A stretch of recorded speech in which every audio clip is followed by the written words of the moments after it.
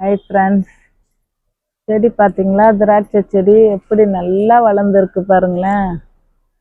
நல்ல ஒரு 7-8 கொத்து வச்சுது. எல்லாம் பறித்து சாப்பிட்டோம். இனிமேல் திருப்பி வைக்கும் போல இருக்கு. நல்லா நல்லா வளர்ந்து வருது இந்த மழைக்கு. அதுக்கும் தக்காளி எடுக்கலான்னு வந்தேன். தக்காளி இந்த பாருங்க, பழுத்து கீழே உளுந்து கிடக்குது பாருங்களேன். இன்னும் கொஞ்சம் பழுக்கணும். பழுத்து கீழே உளுந்துச்சு போல இருக்கு. செடியெல்லாம் பட்டு போகுது. வேற 2 தக்காளி, இந்த 2 தக்காளி இருக்கு. ரசத்துக்கு வைக்கலாம், பருப்பு ரசம் வைக்கலான்னு இருக்கிறேன். ரசத்துக்கு தக்காளி போட்டோம். தக்காளி எடுக்கிறேன். இந்த பாருங்க தக்காளி பாருங்க, எவ்வளோ அழகா பழுத்து இருக்கு பாருங்க. நல்லா பழுத்து இருக்கு தக்காளி. பேர்ல தான் பழுத்து இருக்கு தக்காளி. 4 தக்காளி இருக்கு.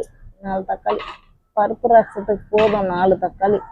இன்னும் கொஞ்சம் பழுக்க விட்டு இருக்கலாம். கீழே உளுந்துடுது பழுத்து, அதனால எடுத்துட்டேன் நான். பாருங்க, அது பழுக்கல. இன்னும் ஒரு தக்காளி பழுக்காம இருக்கு.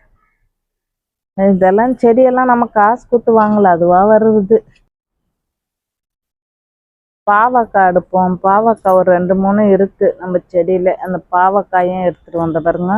நல்லா பாவக்காய் எவ்வளோ அழகா வந்திருக்கு. பெருசு. ஆனால் விதை பாருங்களேன், பிஞ்சியாக தான் இருக்கும். இதில் முத்தனை விதையே இருக்காது. பாவக்காய் ஒரு 2 பாவக்காய் இருக்கு. எடுத்துடுவோம். எடுத்துட்டு பாவக்காயை சமைக்கிறதுக்கு பார்ப்போம். பாருங்க, பாவக்காய் காரக்குழம்பு வைக்கலான்னு இருக்கிறேன். பாருங்க பாவக்காய். இந்த பாருங்க பாவக்காய்.